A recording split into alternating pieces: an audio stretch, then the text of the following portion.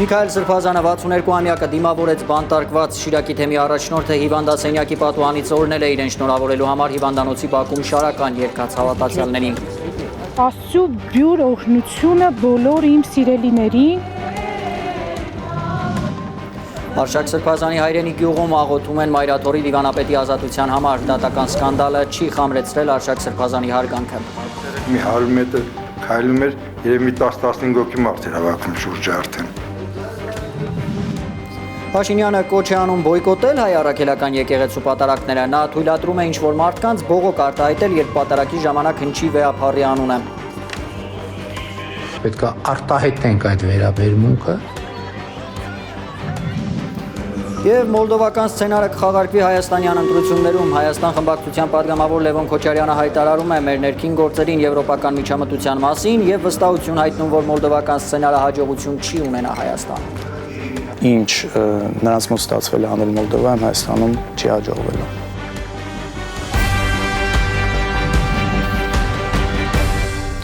Օրվա հիմնական նորությունները կներկայացնի Հայ լուրը, բարի երեկո, հարգելի հեռուստադիտողներ եւ այսպես 6 ամիս անազատության մեջ գտնվող Միքայել arczepiskopos Աջապահյան այսօր հիվանդասենյակի լուսամուտից է ողջունել իր ծննդյան 62-րդ տարեդարձը, շնորհավորելու իրեն առողջություն ու ազատություն մաղթելու համար հավաքված հավատացյալներին։ Սրբազանը 3 է վիրահատվել, արդեն լավ է զգում։ Գայանե Մովսիսյանն է պատմում։ Շարականներ երկելով են շնորհավորում իրական ազնվականին, արդար հոգևորականին։ Միքայել Սրբազանը հիվանդանոցի պատուհանից օրհնում է Իզմիրլյան բժշկական կենտրոնի բակում հավաքված մարդկանց։ Փորձությունները պետք է հանդարտությամբ ու խաղաղությամբ դիմավորենք ու ճանապարհենք։ Այստեղ հավաքվածների մտքում են Աջապահյանի խոսքերը։ Համ ուրախ էինք, համ շատ տխուր էինք, որ միևնույն ժամանակ համ մոտիկ էր, համ էլ շատ հեռու էր Սրբազանը, հուզված էինք անկեղծ, այդ էմոցիաները շատ տարբեր էին տվյալ պահին ու Սրբազանի ժպիտը մեզ ուրախություն էր տալիս։ Շիրակի թեմի երիտասարդաց միության անդամներին սիրել է սովորեցրել Միքայել Սրբազանը։ Իրար շատ սիրենք, որովհետև իրոք սերն է փրկելու այս աշխարհը։ Շնորհակալ է arczepiskopos Աջապահյանը բանտարկության եւ վիրահատության ցավը մեղմելու համար։ Պաշտպանի հետ հիվանդասենյակից նամակ է ուղարկել ուրբաթ վիրահատված Սրբազանը։ Աստված օրհնի ձեզ բոլորիդ, մեր ժողովրդին, մեր հայրենիքին եւ մեր սուրբ եկեղեցին։ Օրհնությամբ Միքայել Սրբազան, arczepiskopos Աջապահյան 184-րդ օր ապուրինի ազատազրկման։ Իբրև իշխանազավթման կոչի համար 2 տարվա ազատազրկման դատապարտված Աջապահյանի հիվանդասենյակում քրեակատարողական ծառայությունը թույլատրել է, որ խնամակալ լինի բյուրոկրատական քաշքշուկներից հետո։ Վիրահատությունը բարեհաջող է անցել, փառք Աստծո, եւ իր տրամադրությունը, չգիտեմ,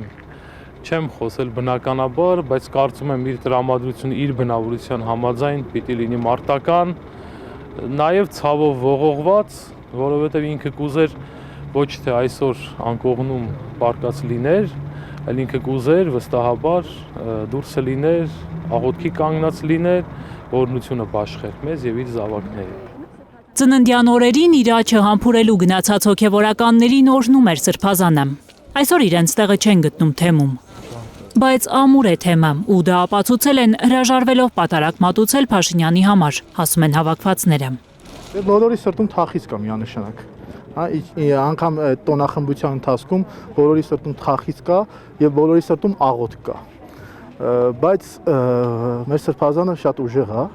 եւ քանի որ Սրբազանը ուժեղ է, մենք երբեք թուլություն չենք ուզում ցույց տանք։ Թուլության նաև վախկոտության նշան է հիվանդանոցի բակում հավաքվածների համար, որ 10-ից ավելի դատական նիստերից որևէ մեկի ընթացքում հանրային մեղադրողները այդպես էլ հստակ չմեջբերեցին Սրբազանի կոչը։ Փոխարենը դատախազությունը մեջբերումներ էր անում Միքայել Սրբազանի անձնական օրագրից։ Մարդիկ, որոնք որ իրենց հայտարարում են իբր թե հայ առաքելական եկեղեցու զավակ, իրենք գործում են հայ առաքելական եկեղեցու թշնամու պես։ Իրենք գործով ապացուցում են, որ իրենք թշնամի են, բայց խոսքով ասում են, որ զավակ են։ Արդարների ճանապարհը դժվար է, հաղթանակն էլ նրանց դժվար է տրվում, բայց դա է իրական հաղթանակը, համոզված են այս մարդիկ։ Պայքարի դուրս եկած մարդիկ անգամ բանտախցում այդ 6 խորանարդի մեջ, այսպես ասած, կամերայի շատ ավելի ազատ են, քան դրսում գտնվող հազարավոր այլ մարդիկ։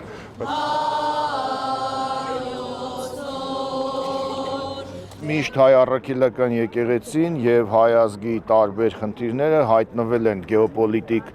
տիրույթում, բայց դարերի ընթացքում հայ առաքելական եկեղեցու եւ նվիրյալ հոգեվորականների, ինչպիսին է Միքայել Աչապահյանը, եւ նաեւ հենց իր տոհմի Աչապահյանների, Հայթումյանների գլխավորությամբ հայ ժողովուրդը կարողացել է հաղթանակել։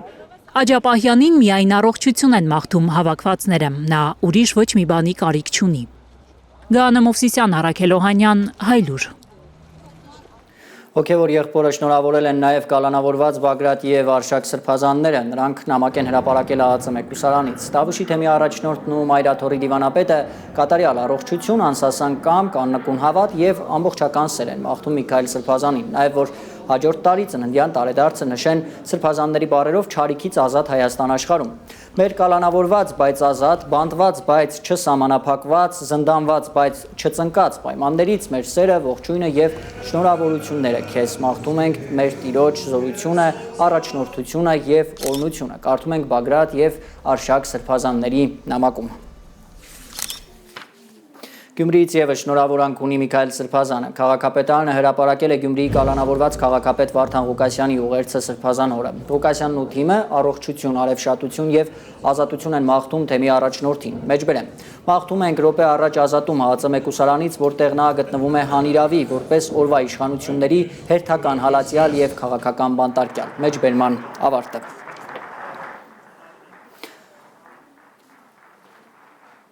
Մեր հաջորդ պատմությունը անազատության մեջ գտնվող Արշակ arczepiskopos Խաչատրյանի հայրենի ոսկե հատից է, որտեղ աղոթում են նրա ազատության համար անհասկանալի անվանելով թմրաշրջանառության հոդվածով կալանավորված Արշակ Սրբազանի մեղադրանքը։ Ըստ Հայլուրի զրուցակիցների դատական գործը չի կարող ստվեր գցել Արշակ arczepiskoposի հարգանքի վրա։ Երբ է Արշակ Սրբազանը նորից ոսկե հատ վերադառնալու, քայլելու ծննդավայրի փողոցներով։ Այս մասին վերջին շաբաթներին հաճախ են իրար հարցնում գյուղում։ Նոր տարվա ամենամեծ երազանքն է Սրբազանին սքեմով տեսնել ոսկե հատում շրջելիս։ Քանի անգամ տեսել եմ, մի հատ զրովեզ կա հին, մեջը նստած գնացել է միշտ։ Ես դաժի մեծ անձանոց մարդայլի ասել եմ նայեք, Արշակ Սրբազանը 06-ով։ Ինքը որ տանից դուրս էր գալի մի 100 մետր քայլում էր, երևի 10-15 հոգի մարդ էր հավաքում շուրջը արդեն։ Մի ամիս առաջ էր, ինչ էր։ Վայասի Սրբազան ջան, ինչպես եք, առողջականդ ոնց եք, լավ եք, ես ուզում եմ քո ձեռքը մի հատ համբյուրեմ, դու շատ լավն ես, սենց արեց, ասի ձեռքդ դուր այ Սրբազան ջան, ձեռքդ եմ ուզում համբյուրեմ, մի հատ եք ձեռքը, ասենց արի ասի, վայ Աստված ջան, պին ձեռով պահեր։ Հասարակ ընտանիքում է մեծացել Արշակ Սրբազանը, պատմում են ոսկեհատցիները։ Հայրը շուտ է մահացել, վարորդ էր։ Մայրը տարիքն առած կին, որդու խնամքին էր։ Ես գյուղում ծնված, ես գյուղում մեծացած, բանվորի ընտանիքի երեխա, կիրթ, դաստիարակված, խելոք, մարդկային անձնավորություն։ Փայլուն աշակերտ էր, դասղեկի խոսքով ուժեղ էր պատմությունից ու գրականությունից։ Մրցակից չուներ սիրուն չարաճճին։ Առույգ երեխա էր, շատ, չարաճճի, շատ սիրուն չարաճճ էլի, ինձ չարաճճի չէ։ Իր անգերական շրջապատներից մեկը, իմ երեխեքից մեկն է եղել, որին ինքը առաջարկում էր մայրաթոր, իմ տղեն ասում էր մայրաթորը մեր ինչին է պետք։ Իմ տղեն հետ մեր այլ ճանապարհ է, բայց ինքը մանկությունից մայրաթորն ու սուրբն է սիրում։ Ոսկեհատցիները մի պատմություն գիտեն, որ լեգենդի պես են պատմում գյուղ եկողին։ Ասում են, նա ուսանող է եղել Երուսաղեմում, երբ իսրայելցի ուժայինները հարձակվել են քրիստոնյաների վրա։ Պատմում են, իրենց համագյուղացին միայնակ է կռվել հատուկ ջոկատայինների դեմ, խաչը ձեռքին, ապավինելով միայն Աստծուն։ Մենակ դուրս է եկել դրանց գվարդիայի դեմ ոստիկանների, թե ով են եղել, ինչ են եղել, այտենց մենակով դրանց ծաղին լարել է տարածքից։ Ինչ հարցրել ենք, ասել է, այս ձևը ավելի լավ է, այս ձևը ավելի լավ է, այս ձևը ինքը Աստծու հետ դուրան, աղոթքները, ամեն ինչը ինքը դուզ է, բանը ճիշտ է։ Ես այսքան ժամանակ չեմ տեսել մի հատ սխալ քայլ դրան, մի հատ սխալ քայլ չեմ տեսել, ինչից ասես գիտեր։ Անահիտ տատի պատրաստած ճաշն էր Սրբազանի սիրելի կերակուրը։ Անահիտ տատը աշխատում էր մանկապարտեզում, Սրբազանն էլ իր պարտքն էր համարում ամեն օր գնալ, օրհնել կերակուրը ու բարի ախորժակ մաղթել։ Գալիս է մի հատ էլ խաչանում, օշնում է, բոլորին է լավ վերաբերում ինքը։ Գյուղացիքին օգնել է, ամեն ինչ արել է։ Ինքը շաբաթը ամեն շաբաթ ոտով մանայեք է։ Ես ինքս ականատես եմ եղել, ճիշտ է, սաղոր սովխոզում կանգնած չեմ եղել, բայց անընդհատ տեսել եմ իրան։ Հարցրել է իմ թորներից ոնց են, ինչ է, երեխեքը կնքված են, միշտ ասել է, որ երեխեքին կնքեք Աստված, այդպես բաներ չի ընդունում, որ երեխեք անկնունք են ելնում։ Ոսկե հատում բամբասանք են անվանում հոգևորականի շուրջ հյուսված պատմությունները, նրա ձերբակալությունը, խայտառակություն։ Քննչական կոմիտեի շենքից է ԱԱԾ-ն տարել Արշակ Սրբազանին։ Որտեղ ստեյս չէին կարա տանեին, ժողովուրդը չէր թողի տանեին։ Անիմաստ տեղը բռնել են իմ կարծիքով անիմաստ տեղը։ Ասում են թմրամիջոց է գցել։ Հա, թմրամիջոց։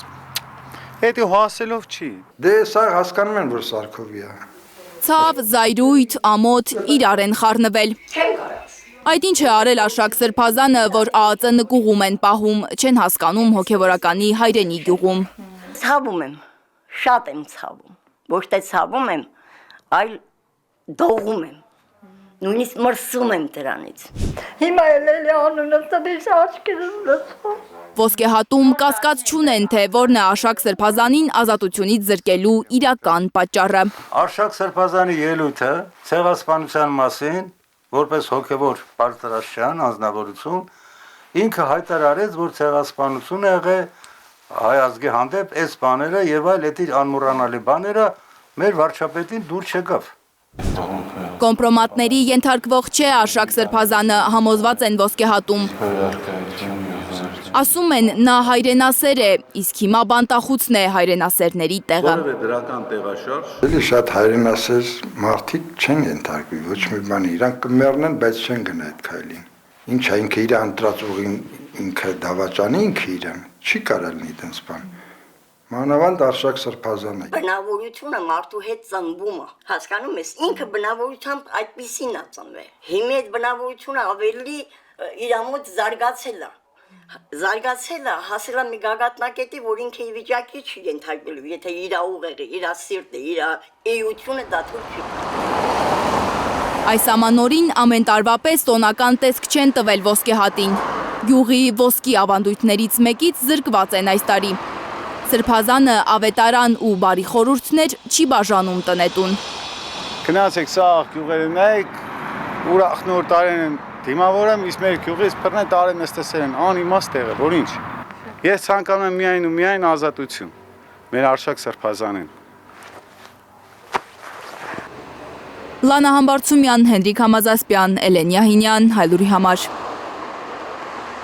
Հակաեկեղեցական արշավի հերթական փուլն է ազդարարում Նիկոլ Փաշինյանը Facebook-ում։ Նա Գառնիում պատարակի գնալուց առաջ իր հետևորդներին թույլատրել է պատարակների ժամանակ բողոքել այն պահին, երբ հնչում է վեհափառ Հայրապետի անունը։ Փաշինյանի խոսքով կան մարդիկ, որոնք իրեն հարցրել են, արդյոք կարելի է ինչ-որ ձևով բողոք արտահայտել այդ պահին։ Այո, նման բան կարելի է եւ թույլատրելի է, որովհետեւ դա լեգիտիմ ակնկալիք է, հայտարարել է Փաշինյանը։ Ըստ նրա ինքն ու իր հետևորդները պետք է վերաբերմունք արտահայտեն, որ հասնեն գործնական արդյունքների։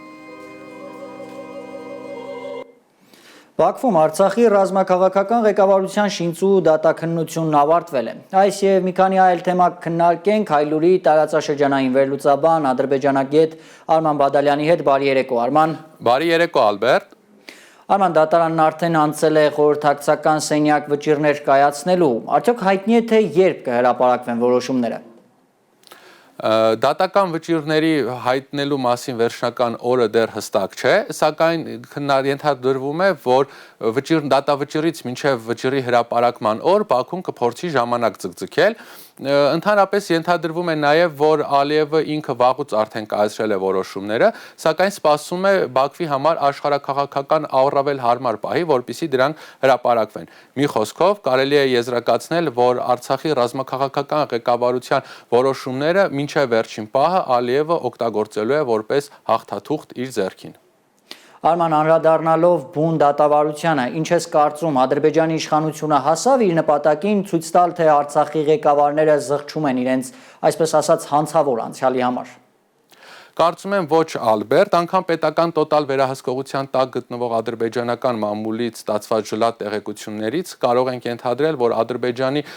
բանտում գտնվող Արցախի ռազմաքաղաքական ղեկավարներին հաջողվել է իրենց համառությամբ կոտրել ադրբեջանական այն թեզը, թե ամբաստանյաները զղջում են կամ ընդունում են իրենց մեղքը։ Չնայած հոգեբանական եւ քաղաքական հստակ ճնշումներին Արցախի նախկին պաշտոնյաները Բաքվի բանտում իրենց եզրափակիչ խոսքում չեն ընդունել առաջադրված մեղադրանքները։ Կարծում եմ ուժեղ կամք պետք է ունենալ, որ Բաքվի դատարանում նման բարձր պահվածք դրսևորեն։ Արման, շաբաթվա լրահոսում նաև Ալիևի աղմկոտ բացակայություններ Սանկտ Պետերբուրգում կայացած ԱՊՀ ոչ պաշտոնական գագաթնաժողովից։ Նա Ռուսաստան չմեկնելը բացատրել էր խիստ գրաֆիկով։ Մինչդեռ կուլիսներում քննարկվում է Ռուսաստան-Ադրբեջան հարաբերությունների լարվածության վարկածը։ Չնայած տպավորություն էր, թե այդ հարաբերությունները մտնում են կայունացման փուլ։ Ի վերջո, ըստ քեզ, Մոսկվա-Բաքու ջերմացում է նկատվում, թե հակառակը։ Այն, ինչ տեղի է ունենում Ռուսաստան-Ադրբեջան հարաբերություններում, Ալբերտ, ջերմացում չէ, այլ սառնասիրտ հաշվարկ, կողմերը ժպտում են իրար տեսախցիկների առաջ, բայց սեղանի տակ հարվածում են։ Ուշագրավ է, որ Ալիևը վերջին շրջանում սկսել է հաճախ դասերից փախչել, նախ նա չգնաց մայիսի 9-ի հաղթանակի շքերթին, հիմա էլ Սանկտ Պետերբուրգ ԱՊՀ գագաթնաժողովին։ Նման կերպ Ալիևը ուզում է հասկացնել, որ առաջվա նման ամեն զանգով ինքը Մոսկվա վազողը չէ։ Այս ֆոնին հետաքրքրական է նաև այն, որ Բաքվի ռուսական ուղղափառ եկեղեցում առաջին անգամ պատարակ է անցկացվել ադրբեջաներեն։ Նման կերպ էլ Ադրբեջանը եւ Ալիևը ուզում են հասկացնել, որ իրենց լեզվով անգամ իրենց երկրում կներեք, անգամ Աստծո հետ պետք է խոսել իրենց լեզվով։ Ռուսական ուղղափառ եկեղեցին այստեղ որևէ խնդիր չտեսավ։ Արդյունքում կարող ենք ասել, որ իհարկե ռուս-ադրբեջանական հարաբերություններում վատթարացում չկա, բայց փոխադարձ վստահությունը ակնհայտորեն պակասել է։ Արման, Իրանի շուրջ նոր լարվածության մասին։ Արևմտյան մամուլում տեղեկություններ հայտնվեցին, թե Իրանը վերազինվում է, թարմացնելով իր բալիստիկ հրթիռները։ Ըստ շրջանառվող տեղեկությունների, Իսրայելի վարչապետ Բենյամին Նեթանյահուն Թրամփի հետ առաջիկա հանդիպմանը առաջարկելու է կրկնել ամառվա հարվածները Իրանին։ Այս ֆոնին արդյոք հավանական է տարածաշրջանում նոր էսկալացիան։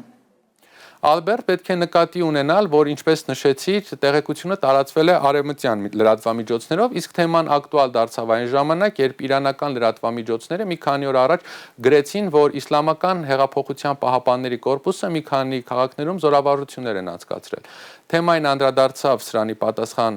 Իսրայելի վարչապետ Նեթանյահուն եւ ասաց, որ Իսրայելի նկատմամբ ցանկացած հարձակում կստանա պատասխան արձագանք։ Սրան էլ պատասխանեց Իրանի արտգործնախարար Արաղչին, նշելով, որ չի բացառում Իրանի դեմ նոր հարձակման հնարավորությունը եւ շեշտեց, որ Իրանը լիովին պատրաստ է դրան։ Արդյունքում կարող ենք ենթադրել, որ տարածաշրջանը նոր 2026 թվական մտնելու է էսկալացիայի հավանական վտանգով։ Շնորհակալություն Արման, հարգելի հեռուստադիտողներ, հիշեցնեմ մեր երկրորդ տաղավարից մեզ էր միացել Հայլուրի տարածաշրջանային վերլուծաբան ադրբեջանագետ Արման Բադալյանը։ Մոլդովական սցենարի կիրառման փորձ է կանխատեսվում հայաստանյան ընտրություններում։ Հայաստան խմբակցության падգամավոր Լևոն Քոչարյանը հայտարարել է, եվրոպական երկրները միջամտում են Հայաստանի ներքին գործերին ու հնարավոր է փորձեն Փաշինյանին ընտրություններից առաջ ապահովագրել նույն մեխանիզմներով, որոնք արդեն մի անգամ կիրառվել են Մոլդովայում։ Ընդդիմադիր падգամավորը սակայն վստահեցնում է, այդ սցենարը Հայաստանում հաջողություն չի ունենա։ 2026-ին ընտրություններով Նիկոլ Փաշինյանին իշխանազրկելու գործը դժվար է լինելու, բայց ոչ անհնար, պնդում է Հայաստան խմբակցության падգամավոր Լևոն Քոչարյանը։ Նրա խոսքով հակառակ թեզը առաջ տանողները ջուր են լցնում Նիկոլ Փաշինյանի ջրաղացին։ Սա շատ վտանգավոր թեզ է, որովհետև գիտեք, ոչ մեկ չի ասում, որ հեշտ է լինելու։ Չէ, հեշտ չի լինելու։ Մենք տեսնում ենք մեր դիմաց ովքեր են։ Այս իշխանությունների գործելակերպը գիտենք, բարոյական կերպարը գիտենք, այսինքն հասկանում ենք, որ այսպես ասած, fair play չի լինելու, արդար խաղ չի լինելու։ Արդար խաղ չի լինելու, որովհետև հենց եվրոպացի պաշտոնյաները բացահայտեցին, որ Փաշինյանի կառավարությունը դիմել է իրենց ընտրություններում աջակցելու համար։ Բոլոր հարցումները ցույց են տալիս, որ Նիկոլ Փաշինյանը վերընտրվելու համար բավարար վարկանիշ չունի։ Կայա Կալասն ուղիղ ասել էր, որ Ռուսաստանի տեղեկատվական գրողների հիբրիդային պատերազմի դեմ պայքարի համար է Եվրամիությունը 15 միլիոն եվրո տալիս Երևանին եւ որ Հայաստանն է դիմել իրենց օգնություն խնդրելով արտաքին միջամտությունը կանխելու համար։ Ըստ Լևոն Քոչարյանի, սա ուղիղ միջամտություն է Հայաստանի ներքին գործերին։ Դա ուղիղ միջամտություն է եւ սա փորձում են փաթեթավորել այլ միջամտություններ կանխելու տակ, բայց իրականում սա հենց իրենց կողմից միջամտություն է։ Գիտեք, մեր եվրոպացի գործընկերների կողմից արդեն այս երկակի ստանդարտների կիրառումը շատ ուղղակի անհանգստացնող եւ անդուր տեսք է ստացել։ Ըստ падգամավորի եվրոպական որոշ երկրներ ցանկանում են Հայաստանում մոլդովական սցենարով պահել գործող իշխանությունը, որովհետև աշխարհաքաղաքական առումով այս պահին Փաշինյանը սպասարկում է իրենց շահերը։ Սրան հակազդելու այսպես գործիքակազմը ունենք, որի մասին դեռևս չենք խոսի, բայց այս պլանավորման ընթացքի մեջ է եւ կարծում եմ, որ այն ինչ նրանց մոտ ստացվել է անել Մոլդովայում, Հայաստանում չի հաջողվել։ Հայ հոգևորականի են ներստան։ Լևոն Քոչարյանը նկատում է այս պահին եվրոպական որոշ երկրներ աչք են փակում իշխանության հակաժողովրդավարական քայլերի վրա։ Մինչդեռ 2018-ից առաջ մեծ աղմուկ էին բարձրացնում անգամ աննշանակալի իրավախախտումների ժամանակ։ Իշխանությունների ձեռքը բռնող կար։ Հիմա մենք 18 թվականից հետո տեսնում ենք, որ սա բացարձակապես չկա եւ այն նույն գործողությունները եւ շատ ավելի լկտի ձևով, որը անում է այս իշխանությունը, պարզապես ոչ մի հետևանք չի ունենում, ոչ մի արձագանք չի ունենում նրանց կողմից։ Այսինքն կանաչ լույս են վառել Նիկոլ Փաշինյանի համար։ Կանաչ լույս կա, մենք գիտենք, բազմաթիվ են ապօրինի ձերբակալությունները, դատավարությունները, թիմ ընտրությունների միջամտությունները, արդյունքների վրա ազդելու փորձերը, վարչական լծակներ օգտագործելը, ազատ խոսքի նկատմամբ ճնշումները եւ չկա այն արձագանքը, գոնե մոտիկ չէ այն արձագանքին, ինչը եղել է մինչեւ 18 թիվը եւ այստեղ մենք շատ հստակ տեսնում ենք երկակի ստանդարտներ։ Քոչարյանը սկանդալային տեղեկություն է հայտնում։ Եվրոպացի պաշտոնյաներից շատերը իրենց հետ հանդիպումներում խոստովանում են այդ մասին։ Ու լինում են նաև նրանց մեջ ավելի անկեղծ մարդիկ, ովքեր ասում են, այո, մենք ընդունում ենք, որ կան երկակի ստանդարտներ։ Արևմուտքի երկակի ստանդարտների եւ Փաշինյանի ուժգնացող ռեպրեսիաների ֆոնին ամեն ինչի վրա ըստ Լևոն Քոչարյանի լավ տեղ չեն տանում որոշ քաղաքական ուժերի հայտարարությունները, թե ով պետք է մասնակցի ընտրություններին, ով ոչ։ Բացառում են նախկին 3 նախագահների ուժերի հետ համագործակցությունը կամ պնդում, թե նախագահները չպետք է մասնակցեն խորհրդարանական ընտրություններին։ Գիտեք, ինչ որ ուժերի թվում է, թե եթե մեծ խաղացողները դուրս գան, այն առաջարկը, որը անում են, մեծ խաղացողները դուրս գան, ապա իրենց տեղը կգտնեն քաղաքական դաշտում եւ այդ ձայները տրանսֆորմացվելու եւ գալու է իրենց, չարաչար սխալում են, այդպես չի աշխատում։ Հասկանում եք, առաջնորդությունը եւ առաջնորդի կերպար ստեղծելը, խնդիր լուծելու ունակությունը ցույց տալը, սա պետք է վաստակել ես ամեն ինչը։ Սա թե քո սեփական կյանքի փորձով ես ցույց տալիս, թե քո մոտեցումներով, թե քո ծրագրերով, այնպես չէ թե ինչ որ մեկը դուրս եկավ ավտոմատ սա գալու է այստեղ։ Նման բան չի լինելու, դրա համար մեր առաջարկն է, որ չմտնել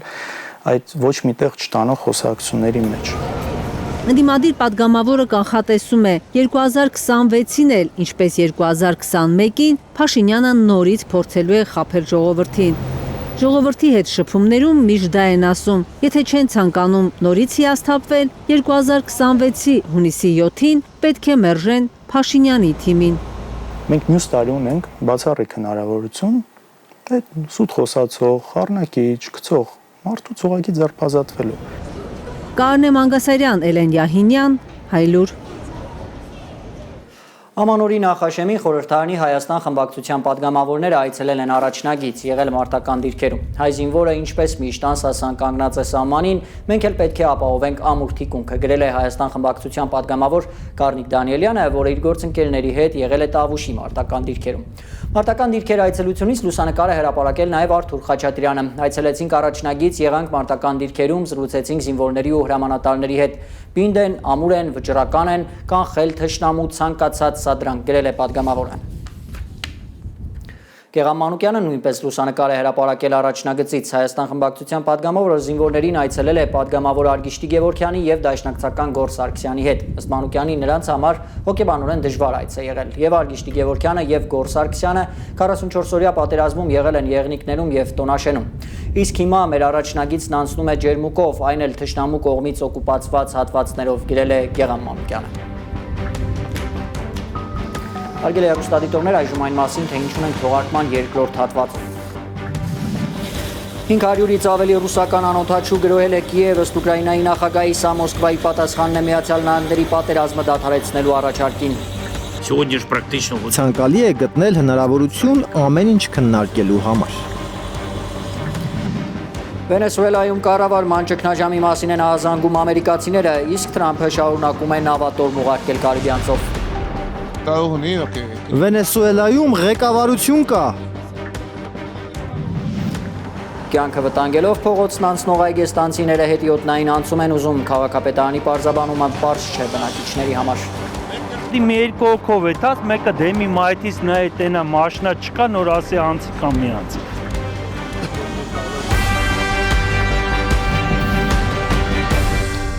Ուկրաինայի մայրաքաղաքը այսօր արթնացել է հրթիռակոծության ձայներից։ Ավելի քան 4 տասնյակ հրթիռ է հասել Կիև, նաև 500 անօթաչուների գրոհի մասին է ահազանգել Զելենսկին։ Բազմահարկ շենքեր են վնասվել, վիրավորներ կան։ Ուկրաինան սա համարում է Մոսկվայի պատասխանը Միացյալ Նահանգների պատերազմը դադարեցնելու առաջարկին։